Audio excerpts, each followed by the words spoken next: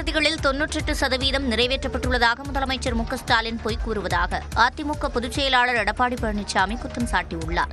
திருவண்ணாமலை மாவட்டம் கலசப்பாக்கத்தில் எடப்பாடி பழனிசாமி தேர்தல் பரப்புரையில் ஈடுபட்டார். அப்போது பேசிய அவர் 10% வாக்குறுதிகளை கூட திமுக நிறைவேற்றவில்லை என்றார். இதுவரை ஒரு 10% அறிவிப்புகளும் நிறைவேற்றப்படவில்லை.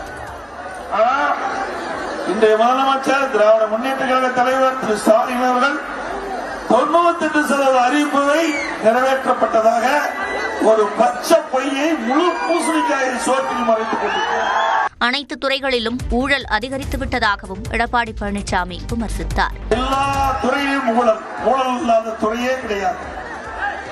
எந்த ஒரு பிரச்சனைக்கு சென்றாலும் அந்த பிரச்சனைக்கு அந்த துறையை சேர்ந்த அதிகாரிகளை கவனிச்சாதான் அந்த பிரச்சனை தீரும்.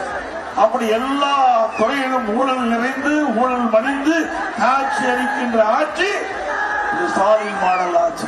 ஏழைகளுக்காக அதிமுக கொண்டு வந்த திட்டங்களை திமுக அரசு ரத்து செய்ததாகவும் குற்றம் சாட்டினார்.